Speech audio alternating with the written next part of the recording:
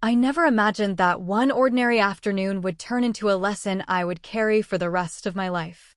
It started like any other quiet day. My husband had left early for work, and the house felt unusually still.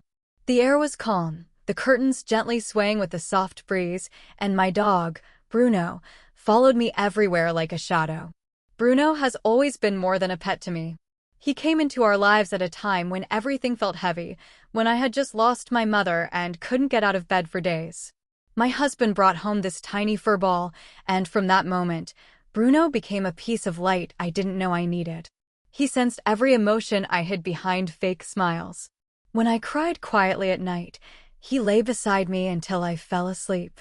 When anxiety tightened my chest, he nudged his head under my hand, as if reminding me I wasn't alone. That afternoon, I sat on the living room rug, sorting through old family photos. Bruno trotted over and sat beside me, placing his paw on my knee like he wanted to help. His presence always calmed me, but that day, something in me felt heavier than usual. Maybe it was the stress of my marriage lately, the silent arguments, the distance growing between my husband and me, the nights we slept back to back without saying a word. I sighed deeply and leaned back against the couch. "Bruno," I whispered, "am I becoming difficult to live with?" He tilted his head like he understood everything. Maybe he did. Animals have a strange way of sensing what humans fail to see. I got up after a while and walked toward the kitchen, and Bruno followed as usual. I poured myself a glass of water, lost in thought. That's when it happened. As I turned around, my foot slipped on Bruno's toy ball, and I lost my balance. The glass fell from my hand, water splashing across the floor, and before I could hit the ground, Bruno lunged forward and pushed against me, steadying me enough to keep me from crashing down hard. My heart raced as I caught my breath. "Oh my God. Bruno, you saved me." He barked softly, circling around me like he was checking if I was hurt. But the fall had shaken me more emotionally than physically. I sat on the floor, tears suddenly welling up, not because I was injured, but because I'd felt so alone for so long that I forgot what it felt like to be cared for, even if it came from a dog. I wrapped my arms around Bruno and cried quietly into his fur. It wasn't the dramatic kind of crying, just silent tears from a heart tired of pretending to be strong all the time. Bruno stayed completely still, letting me hold him.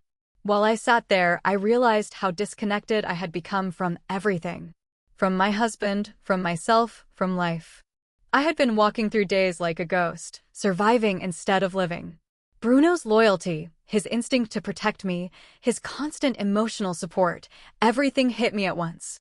In that quiet moment, I understood that what I needed wasn't affection from someone outside my marriage.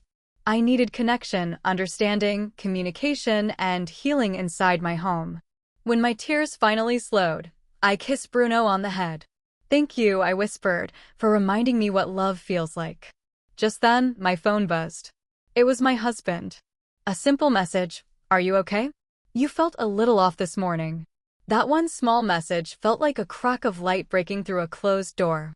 I typed back slowly, "I'm not okay, but I want to talk when you get home." He replied instantly, "Okay. I'll come early." For the first time in months, my heart felt lighter. When my husband came home that evening, he found me sitting with Bruno beside me. I wasn't nervous. I wasn't angry. I was simply ready to speak honestly. And as we really talked for the first time in ages, I realized that the distance between us hadn't been permanent. We had simply forgotten to meet each other halfway. Bruno lay at our feet the entire time like a silent witness to our healing. By the end of the night, my husband reached for my hand.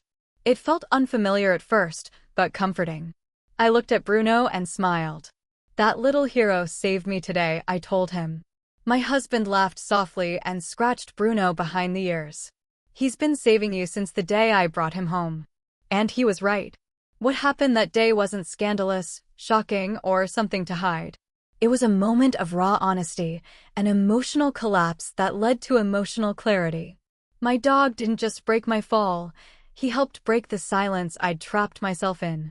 Now, whenever I look at Bruno sleeping peacefully, I remember that love doesn't always come in the shape we expect.